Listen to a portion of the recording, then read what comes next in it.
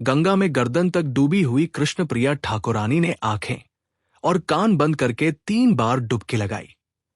फिर पीतल के कलश में पानी भरते हुए बोली, जब किसी का दुर्भाग्य आता है ना, तो इसी तरह आता है। घाट पर 3-4 और स्त्रियां स्नान कर रही थी। कृष्णप्रिया की बात सुनकर वे सभी हैरानी से उनका चेहरा देखने लगी। मोहल्ले में कृष्ण ठाकुरानी से हिम्मत करके कोई सवाल पूछे या उनकी बात का विरोध करे, इतनी हिम्मत किसी में नहीं थी। खासकर घाट पर मौजूद सभी स्त्रियां उनसे उम्र में छोटी थी। कृष्णप्रिया ने फिर कहा, इसीलिए तो कह रही हूं बिंदु, इंसान का जब दुर्भाग्य जागता है तो इसी तरह जागता है। जिसे कृष्णप्रिया ने संबोधित किया था उसका नाम था बिंदुवासिनी। बिंदु एक बड़े घर की बेटी थी और बड़े घर की बहू भी। इन दिनों वह अपने मायके आई हुई थी। बिंदु समझ गई कि कृष्णप्रिया उसी से कह रही है, इसलिए उसने थोड़ा साहस करके पूछा, क्यों पिसीमा? कृष्णप्रिया बोली, अभी हारान मुखर्जी की बात याद आ गई। भगवान जाने उनके सिर पर कैसी विपत्तियां पड़ी है। बिंदुवासिनी समझ गई कि बात हारान मुखर्जी के दुर्भाग्य की हो रही है। यह सुनकर उसे भी दुख हुआ। लगभग 1 महीना पहले ही हारान के 5-6 साल के छोटे बेटे की मृत्यु हो गई थी। उसी बात को याद करके बिंदु ने दुखी स्वर में कहा, भगवान जब किसी को अपने पास बुला लेते हैं तो इंसान के हाथ में भी क्या रहता है? जन्म और मृत्यु से भला कौन सा घर बचा है? बिंदु की ये बात सुनकर कृष्णप्रिया ठाकुरानी पहले तो उसकी बात का मतलब ठीक से समझ नहीं पाई। कुछ देर बाद बोली, अच्छा, हाँ, करीब 1 महीना हो गया है, लड़का मर गया है। लेकिन मैं उस बात की चर्चा नहीं कर रही हूं बिंदु, वो बात नहीं है। मरना बचना तो भगवान के हाथ में ही है। लेकिन ये बात तूने शायद कुछ सुना नहीं बेटी। बिंदुवासिनी ने कुछ नहीं कहा। वह बस कृष्णप्रिया के चेहरे की ओर देखती रही। कृष्णप्रिया ने फिर पूछा, हारान मुखर्जी के बारे में भी तूने कुछ नहीं सुना? बिंदु ने हैरानी से पूछा, उनके बारे में फिर क्या बात है? कृष्णप्रिया ने एक गहरी सांस लेकर कहा, अच्छा, तभी तो मैं कह रही थी बेटी, जब भगवान किसी पर मार डालते हैं तो इसी तरह मारते हैं। लेकिन उस अभागे आदमी के लिए मुझे दुख नहीं होता। दुख तो उस सोने की मूर्ति जैसी बहू के बारे में सोचकर होता है। उस बदकिस्मत लड़की को ऐसे आदमी के हाथ पड़कर एक दिन के लिए भी सुख नहीं मिला। बिंदु जिस तरह कृष्णप्रिया के चेहरे की ओर देख रही थी उसी तरह देखती रह गई। उसे अब भी कृष्णप्रिया की बात ठीक से समझ में नहीं आई थी। लेकिन ठाकुरानी की इतनी सारी बातें बेकार नहीं गई थी। उन्होंने असली बात को अभी छिपा कर रखा था और उसके चारों ओर तरह तरह की बातें फैलाने का उनका काम पूरा हो चुका था। घाट पर जितनी भी स्त्रियां मौजूद थी उन सबके मन में अब हैरानी और उत्सुकता की कोई सीमा नहीं रही। हर एक यही सोचने लगी, आखिर हारान मुखर्जी के बारे में ऐसी कौन सी बात हो सकती है जिसे वे नहीं जानती लेकिन पूरे गांव को उसके बारे में पता है। काफी देर तक सोचने के बाद बिंदु ने पूछा, पिसीमा, बात क्या है? क्या मैंने सचमुच कुछ नहीं सुना? कृष्णप्रिया बोली, क्यों नहीं सुनोगी बेटी, लेकिन यह कोई खुशी की बात तो है नहीं, इसलिए इसे कहते हुए भी मन नहीं चाहता। जब भी वो बात याद आती है सीना जैसे दर्द से भर उठता है। आह, भगवान ने उस जैसी लड़की के भाग्य में भी इतना दुख लिखा था। बिंदु ने पूछा, किस बात का दुख? कृष्णप्रिया बोली, दुख भी भला एक तरह का होता है। कितने तरह के दुख और कितनी तरह की पीड़ा होती है, ये मैं तुम्हें क्या बताऊं? बिंदु ने फिर कहा, फिर भी बताओ न पिसीमा। कृष्णप्रिया ने बात टालते हुए कहा, नहीं, अभी रहने दो, ये बात ज्यादा दिनों तक छिपी नहीं रहेगी। सबको पता चल ही जाएगा। किसी को पहले पता चलेगा, किसी को बाद में। तुम लोगों को भी सब सुनने को मिल जाएगा। बिंदु हंसते हुए बोली, तुम ही बता दो ना। कृष्णप्रिया ने तुरंत कहा, नहीं नहीं, अब और नहीं बताऊंगी। मैंने सोच लिया है, दूसरों की बातों में अब नहीं पड़ूंगी। बिंदु मुस्कुराकर बोली, पिसीमा, हम क्या तुम्हारे पराए हैं? मुझे मालूम है तुम मुझे जरूर बताओगी। कृष्ण प्रिया ने कहा, बिंदु, क्या मैं गंगा के पानी में खड़ी होकर झूठ बोलूंगी? बिंदु ने हंसकर पूछा, झूठ बोलने के लिए तुम्हें किसने कहा है? कृष्ण प्रिया बोली, तो फिर इसे क्या कहोगी? अभी गंगा के पानी में खड़े होकर मैंने कहा कि अब दूसरों की बातों में नहीं पड़ूंगी। इतना कहकर कृष्ण ठाकुरानी वहां से चली गई। उनके जाते ही घाट पर मौजूद सभी स्त्रियां एक दूसरे का चेहरा देखने लगी।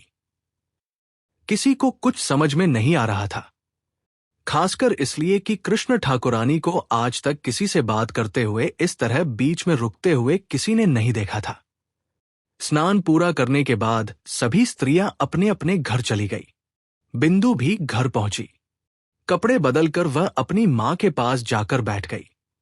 मां ने उसे देखते ही कहा, बिंदु, इतनी देर तक पानी में कौन पड़ा रहता है बेटी? बीमार पड़ गई तो क्या होगा? बिंदु ने हंसकर कहा, क्या होगा, 2 दिन बीमार रहूंगी। उसकी मां भी हंस पड़ी और बोली, बड़ी सीधी बात है, इसके लिए भला इतनी चिंता करने की क्या जरूरत है? बिंदु ने पूछा, मां, हारान मुखर्जी के घर में फिर क्या हुआ है? मां ने हैरानी से पूछा, क्या हुआ है? बिंदु बोली, आज घाट पर कृष्ण पिसीमा जिस तरह की बातें कर रही थी, उससे लगता है कि उनके घर में कुछ नया हुआ है। तुमने कुछ सुना नहीं? मां ने कहा, कुछ भी नहीं। क्या कहा उन्होंने? बिंदु बोली, उन्होंने कहा कि हारान मुखर्जी के सिर पर भगवान पैर रखकर उन्हें डुबो रहे हैं, लेकिन उस अभागे आदमी के लिए उन्हें दुख नहीं है। दुख तो उस सोने की मूर्ति जैसी उसकी बहू के लिए है। इतना कहकर वह चुप हो गई। बोली कि अब दूसरों की बातों में नहीं पड़ेंगी। मां ने व्यंग्य से कहा, लगता है ठाकुरानी को इतने दिनों बाद धर्म का ज्ञान हो ही गया। बिंदु ने पूछा, मां, सच बताओ, तुम सच में कुछ नहीं जानती? मां ने कहा, कुछ भी नहीं। बिंदु बोली, तो आज दोपहर मैं उनके घर जाऊंगी। मां ने पूछा, क्यों? ये जानने के लिए कि वहां क्या हुआ है। हां, मां ने तुरंत कहा, तू पागल हो गई है क्या? जिस बात में ठाकुरानी खुद पढ़ना नहीं चाहती, उसी बात का पता लगाने तो उनके घर जाएगी। बिंदु ने पूछा, वो कौन होती है जो उनके न करने से मैं भी कुछ न करूं? मां बोली, ऐसे मामलों में उनकी बात को आदर्श मानना ही अच्छा होता है। बिंदु ने कहा, अच्छा, ऐसा ही सही, फिर भी मैं जाऊंगी।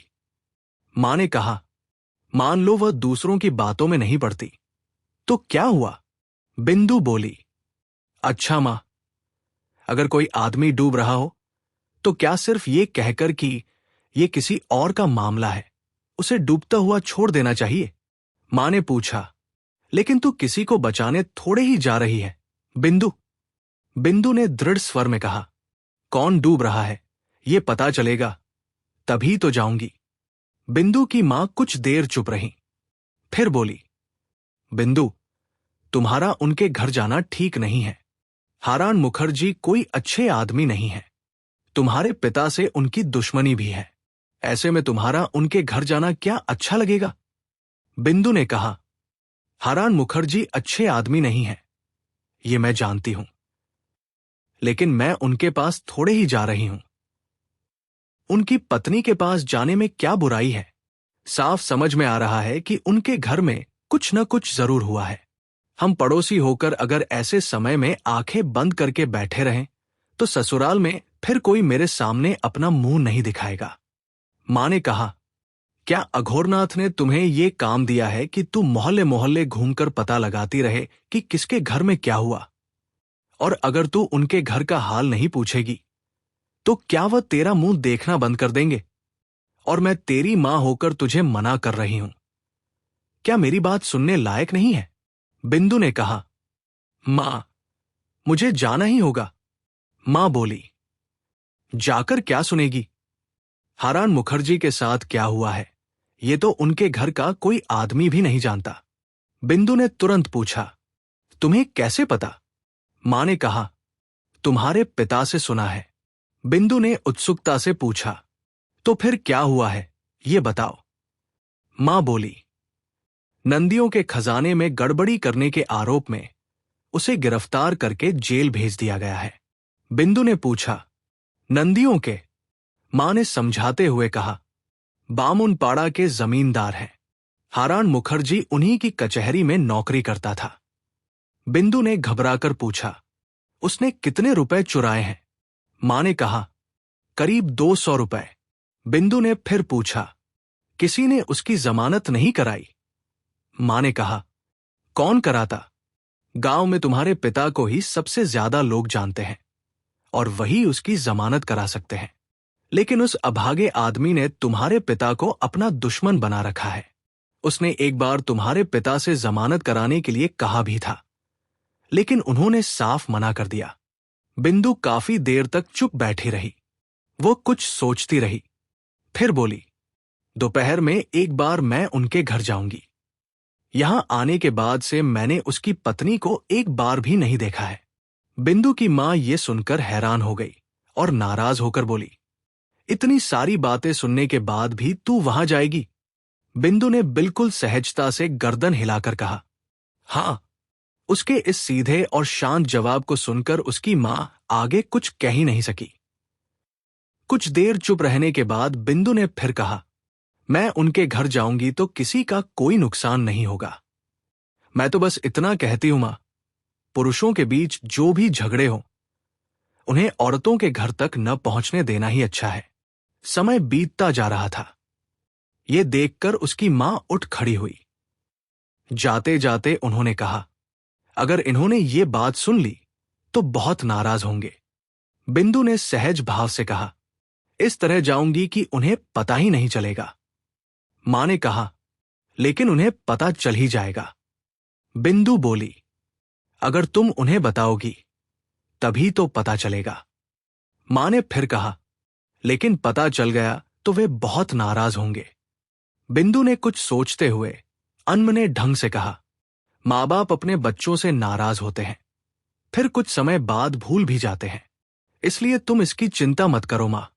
बिंदु की बात सुनकर उसकी मां चुप हो गई।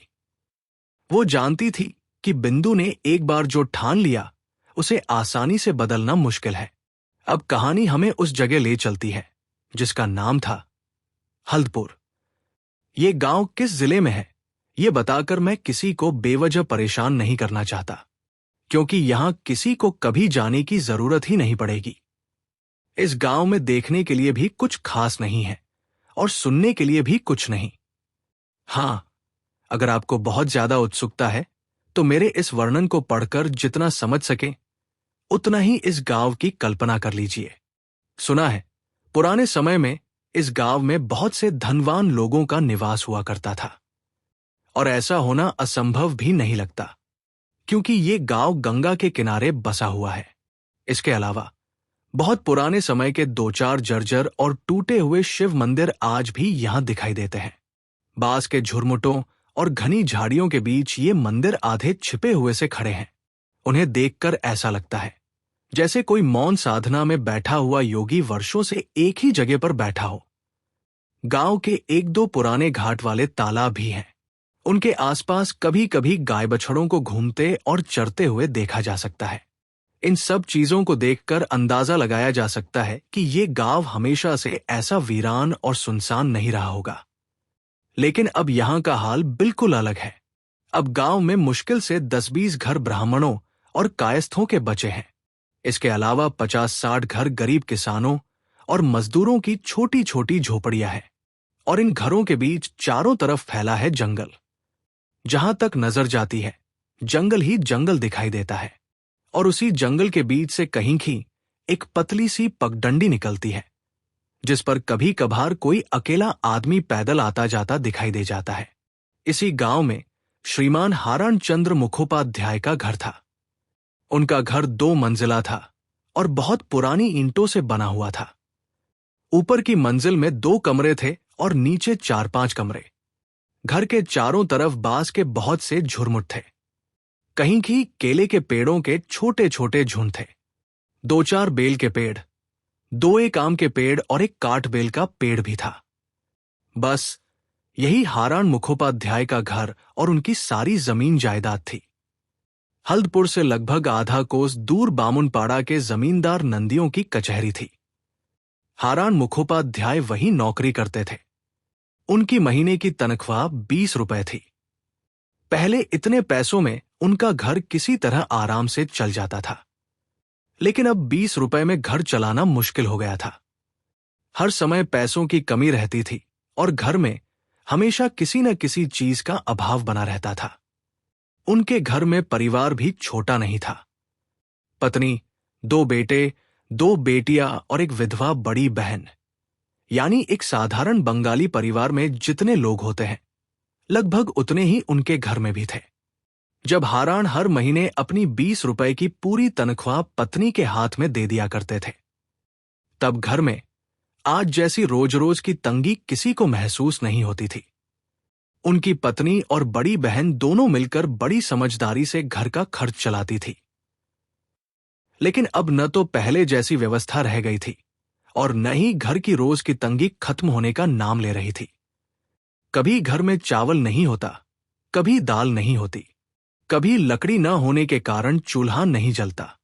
रोज किसी न किसी चीज की कमी बनी रहती। आज ये नहीं है तो कल वह नहीं है। इसी तरह घर चलाने की परेशानी बढ़ती गई और आखिरकार हारान मुखर्जी ने गलत रास्ता अपना लिया। उन्होंने सरकारी खजाने के कुछ रुपए अपने खर्च के लिए निकालने शुरू कर दिए। हारान बाबू पर सबको बहुत भरोसा था, इसलिए शुरुआत में किसी को उन पर जरा भी शक नहीं हुआ। लेकिन ये गलत रास्ता ज्यादा दिनों तक छिपा नहीं रह सका। धीरे धीरे जमींदार को उन पर शक होने लगा। जब शक और गहरा हो गया तो एक दिन उन्होंने हारान बाबू से सारे हिसाब किताब की किताबें मंगवा ली। खाते देखे गए तो उनमें बहुत सी गलतियां और गड़बड़ियां सामने आई और उसी के साथ हारान बाबू की चोरी भी पकड़ी गई। अब तक हारान बाबू सरकारी खजाने से काफी रुपए अपने काम में लगा चुके थे।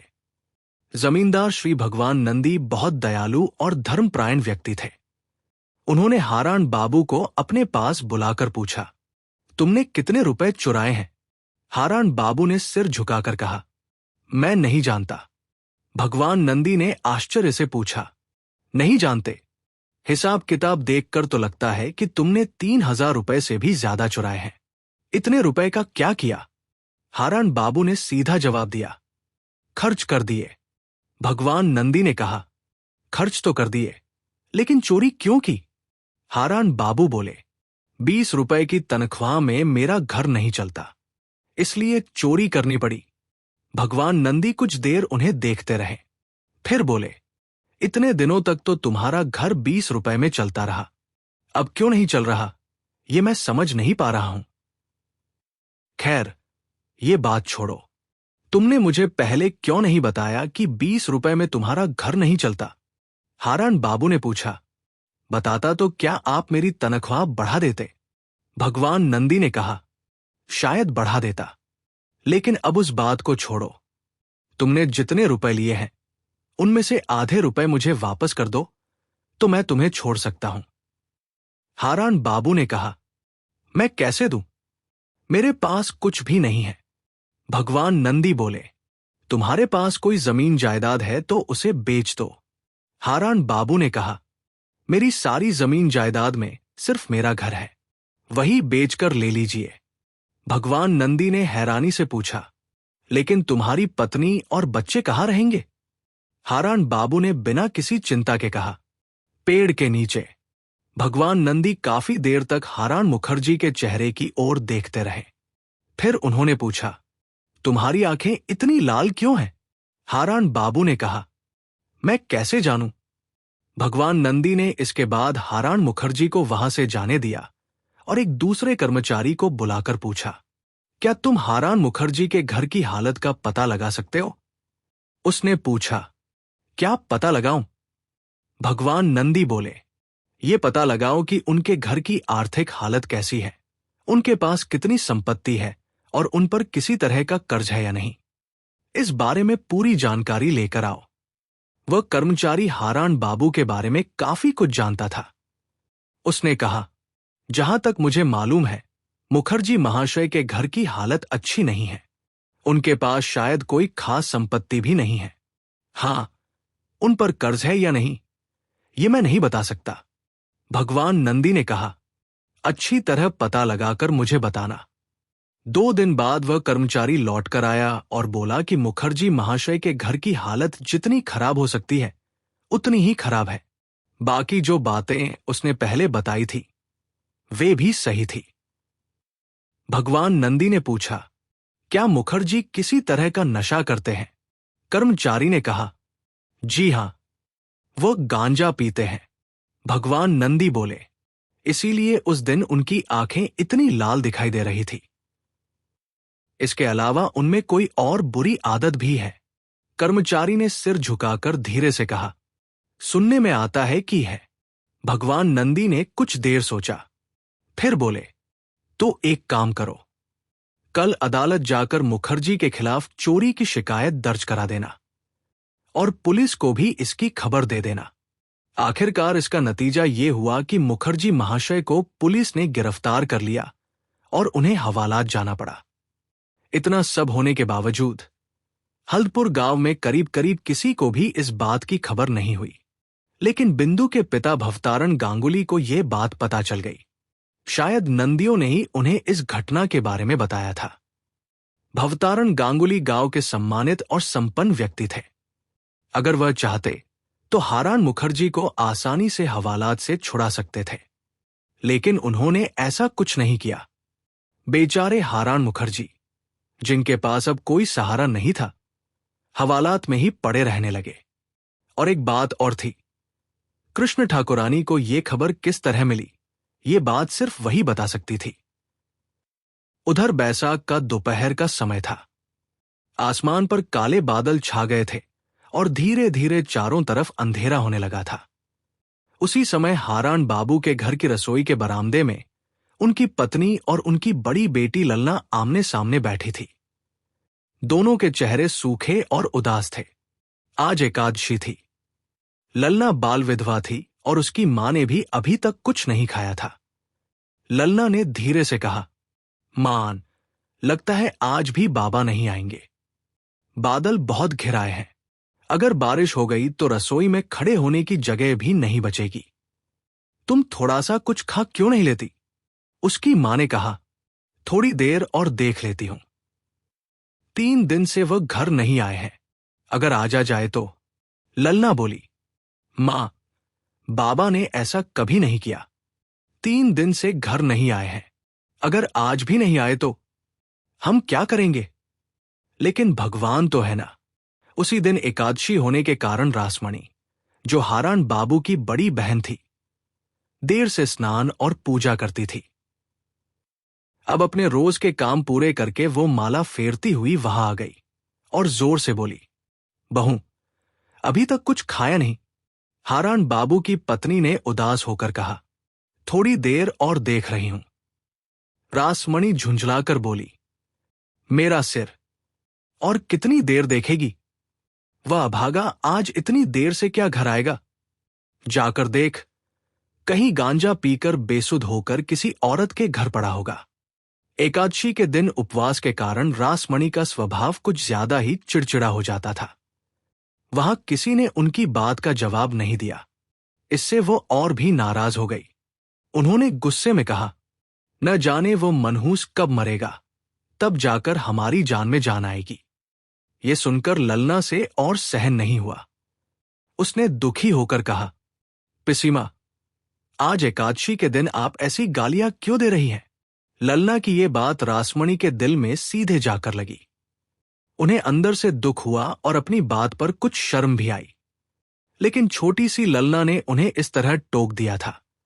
इसी बात से वो और ज्यादा जल उठी। वो गुस्से में बोली, अभी कल की लड़की है तू, मुझे एकादशी और द्वादशी सिखाने चली है। वो तेरा ही पिता है क्या? मेरा कोई नहीं है। ये कहते कहते रासमणी की आंखें भर आई।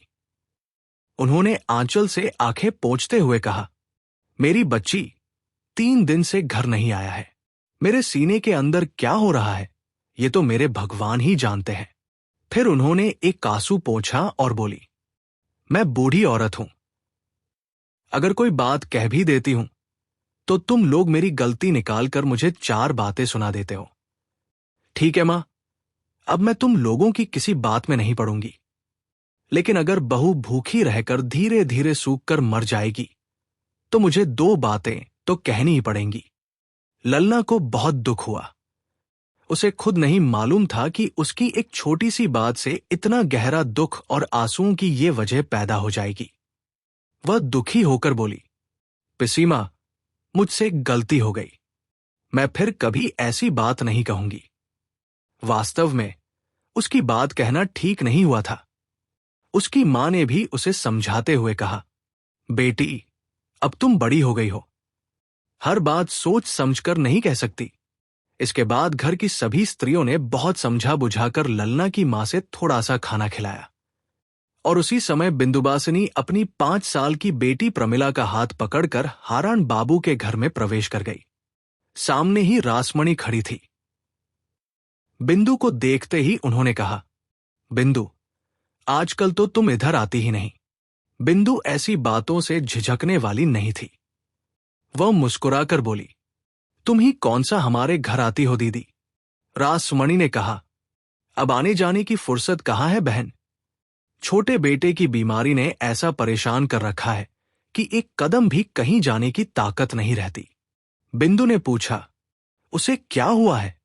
रासमणि बोली, बुखार है, प्लीहा बढ़ गई है, पेट की बीमारी है, बस कोई बीमारी बाकी नहीं बची। बिंदु ने पूछा, बहू कहाँ है। रासमणि ने बताया, अभी अभी मुंह में 2 निवाले डालकर उस कमरे में बेटे के पास जाकर बैठी है। बिंदु ने पूछा, इतनी देर क्यों हुई। रासमणि बोली, हारान की राह देख रही थी। 3 दिन से वह घर नहीं आया है।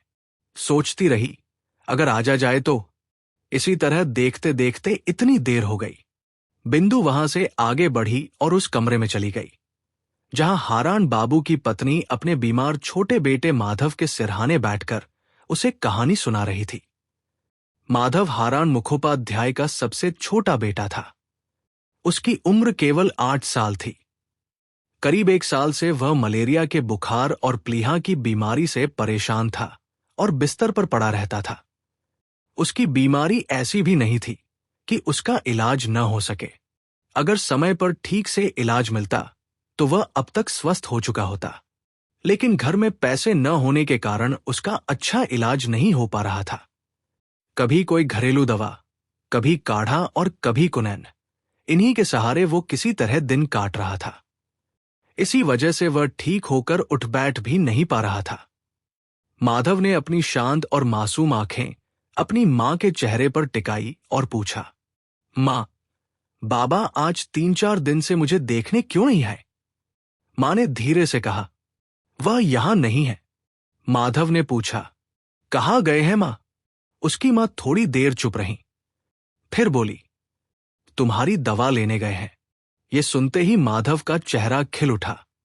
वह खुशी से बोला, दवा मीठी लाएंगे न मां, कड़वी दवा अब मुझसे नहीं खाई जाती। फिर कुछ देर चुप रहकर उसने कहा, देखो मां, मैं ठीक होकर पहले की तरह फिर से बाहर घूमना चाहता हूं। कुछ पल बाद वह उत्सुक होकर फिर पूछ बैठा, मां, मैं ठीक हो जाऊंगा ना। माधव की मां की आंखों में आंसू भर आए। मन ही मन वो सोच रही थी, भगवान के मन में क्या है ये वही जानते हैं। वह बच्चे को कुछ जवाब देने ही वाली थी कि बिंदु जल्दी से उसके पास आ गई और प्यार से बोली, क्यों नहीं ठीक होगा बेटा, मैं तुम्हारे पास रहकर तुम्हें बिल्कुल ठीक कर दूंगी। माधव और उसकी मां दोनों ने अब तक बिंदु के आने पर ध्यान ही नहीं दिया था। अचानक उसकी आवाज सुनकर दोनों चौंक गए। बिंदु वहीं बिस्तर पर बैठ गई और बोली, शुभदा, तुमने खाना खा लिया। हारान बाबू की पत्नी का नाम शुभदा था। बिंदु उससे उम्र में थोड़ी छोटी थी, फिर भी वो उसे सामने से उसके नाम से ही बुलाती थी। शुभदा ने सिर हिलाकर कहा, हां। बिंदु ने पूछा, तुम्हारी बड़ी बेटी कहाँ है। शुभदा ने कहा, शायद ऊपर है। बिंदु ने कहा, तो उसे एक बार बुला लो। फिर खुद ही आवाज लगाई, ललना, ओ ललना। ऊपर से ललना ने पूछा, क्या हुआ। बिंदु ने कहा, एक बार नीचे आ जा मां। ललना नीचे आई तो बिंदु ने अपनी बेटी प्रमिला को उसके हाथ में देते हुए कहा, प्रमिला को लेकर एक बार छोटे भाई के पास बैठ जा मां। बहुत दिनों बाद दोनों की मुलाकात हुई है। मैं तुम्हारी मां से दूसरे कमरे में 2 बातें करके आती हूं। प्रमिला को ललना के पास छोड़कर बिंदु ने शुभदा का हाथ पकड़ा और उसे ऊपर वाले कमरे में ले गई। वहां जाकर उसने दरवाजा बंद कर दिया और पूछा, शुभदा, हारान दादा आज कितने दिनों से घर नहीं आए हैं? शुभदा ने कहा, 3 दिन से। बिंदु ने पूछा, वो क्यों नहीं आए? कुछ पता है? नहीं, कुछ भी नहीं। बिंदु जिस तरह उससे बात कर रही थी, उससे शुभदा को डर लग रहा था कि कहीं बिंदु कोई ऐसी बात न कह दे जिसे सुनना उसके लिए मुश्किल हो। बिंदु कुछ देर चुप बैठी सोचती रही। उधर शुभदा लगातार घबराहट में पसीना पोंछती रही। काफी देर बाद बिंदु ने धीरे से कहा, शुभदा, कभी कभी ऐसी बातें होती हैं जिन्हें चाहकर भी मीठे शब्दों में नहीं कहा जा सकता। समझती हो ना? शुभदा ने सूखे चेहरे से पूछा। समझती हूं। क्यों? बिंदु ने कहा, हारान दादा 3-4 दिन से घर नहीं आए हैं। अब सोचो, अगर उनके बारे में कोई बुरी खबर बतानी हो तो। यह सुनते ही शुभदा का पूरा शरीर जैसे कांप उठा। उसने घबराकर पूछा, क्या वह अब इस दुनिया में नहीं रहे? बिंदु ने तुरंत कहा, अरे तुम कांप क्यों रही हो? किसने कहा कि वो नहीं रहे? शुभदा ने कांपती आवाज में पूछा। वो जिंदा है, बिंदु ने कहा। भगवान न करे ऐसा कुछ हो। वह जिंदा है और बिल्कुल ठीक है। यह सुनकर शुभदा को थोड़ी राहत तो मिली, लेकिन वो फिर भी कुछ बोल नहीं पाई।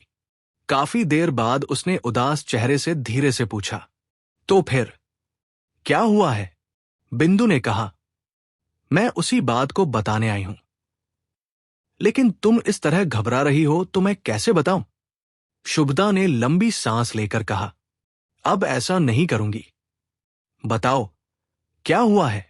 बिंदु ने कहा, चोरी करने के आरोप में नंदियों ने उन्हें हवालात में डाल दिया है। हवालात में? शुभदा का चेहरा एकदम पीला पड़ गया। वो घबराकर बोली, अब क्या होगा? बिंदु ने बिल्कुल शांत स्वर में कहा, क्या होगा? उन्हें छुड़ाकर घर लाना होगा।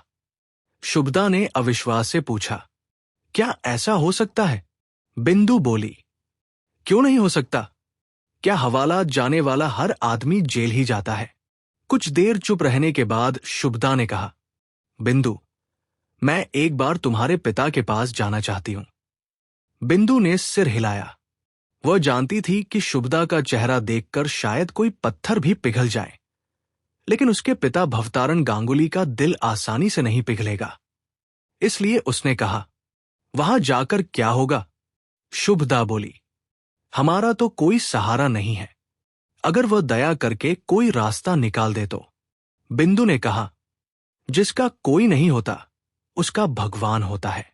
लेकिन हारान दादा और मेरे पिता की तो हमेशा से दुश्मनी रही है, इसलिए पिता के पास जाने से कोई फायदा नहीं होगा। शुभदा ने पूछा, तो फिर क्या उपाय है? बिंदु ने कहा, उपाय मैं करूंगी। क्या मैं सिर्फ तुम्हें यह खबर देने आई हूं? लेकिन जो मैं कहूंगी, क्या तुम वह कर पाओगी? शुभदा ने कहा, करूंगी। बिंदु ने पूछा, चाहे कितना भी मुश्किल क्यों न हो? शुभदा ने दृढ़ स्वर में कहा, हां। बिंदु ने कहा, तो सुनो। नंदियों ने हारान दादा के खिलाफ 200-300 रुपए की चोरी का मुकदमा किया है। 200-300 रुपए।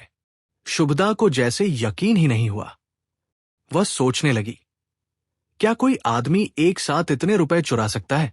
और अगर चुराए भी हों तो इतने सारे रुपए रखे कहां होंगे? वो बोली, बिंदु, उन्होंने इतने रुपए कभी चोरी नहीं किए। बिंदु ने शांत स्वर में कहा, अगर नहीं किए हैं तो अच्छी बात है, लेकिन अभी हमें इस बात से कोई मतलब नहीं है। अगर यह रकम नंदियों को दे दी जाए और उनसे बहुत विनती की जाए तो शायद वे उन्हें छोड़ दें। शुभदा घबराकर बोली, लेकिन ये कैसे होगा? इतने रुपए मुझे कहां से मिलेंगे? बिंदु ने कहा, मैं उसी का तो उपाय बता रही हूं। बौ, अब शर्म करने का समय नहीं है। मेरी ये दोनों चूड़ियां ले लो और आज रात खुद भगवान बाबू के पास चली जाना। फिर जो ठीक लगे वो करना। शुभदा ने हैरानी से पूछा, तुम्हारी दोनों चूड़ियां?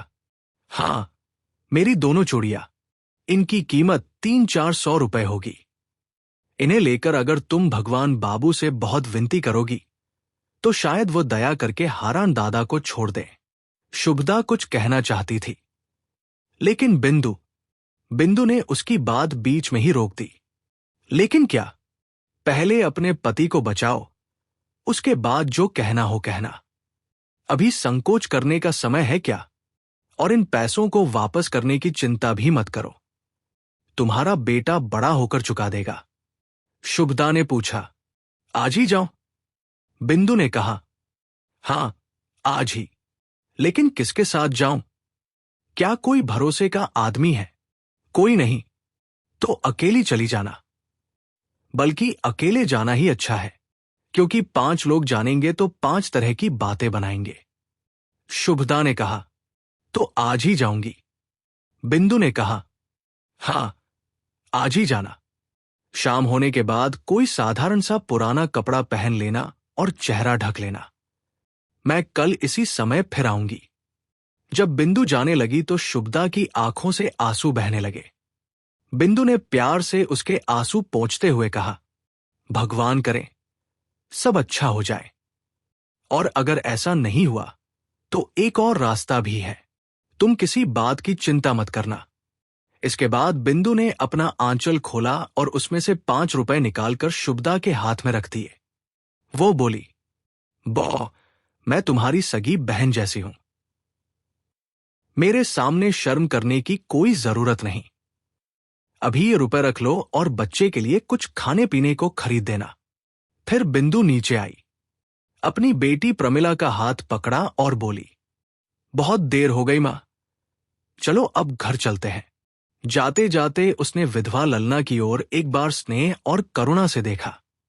फिर वह उस घर से बाहर निकल गई। उसी समय दोपहर का समय था। जो बादल तेज हवा के कारण बिखरकर दूर चले गए थे, वे शाम होते होते एक एक करके फिर बड़ी तेजी से आकाश में इकट्ठा होने लगे। गरज और बिजली के साथ ऐसा लग रहा था जैसे आज रात बारिश होकर ही रहेगी। सभी लोगों को यही उम्मीद थी कि बारिश होगी तो गर्मी कुछ कम होगी और लोगों को राहत मिलेगी। लेकिन शुभदा को लग रहा था कि ये सारी मुसीबत उसी के दुर्भाग्य के कारण आई है।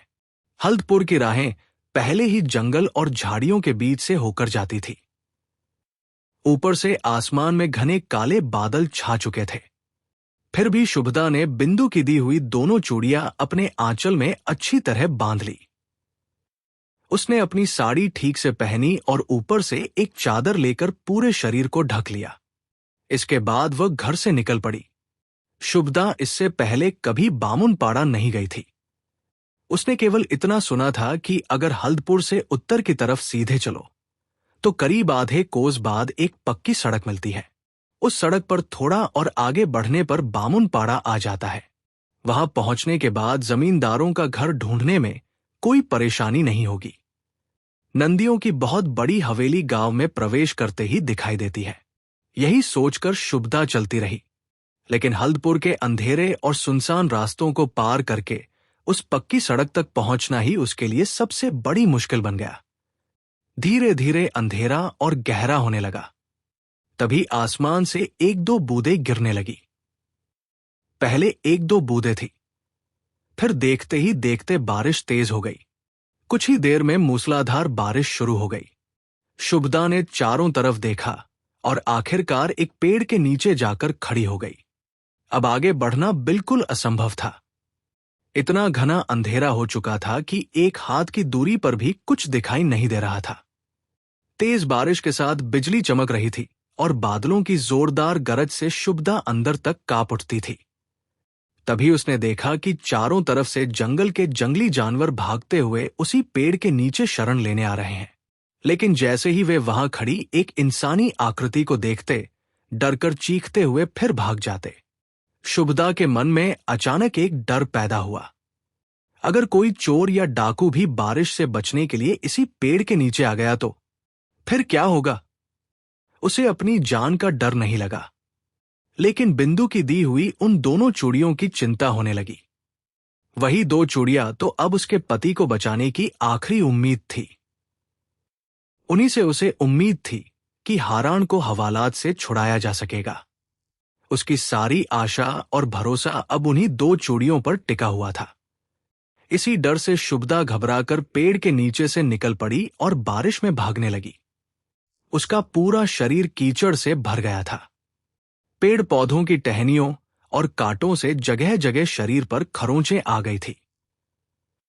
फिर भी वह रुकी नहीं। वह किसी तरह रास्ता खोजती हुई आगे बढ़ती रही।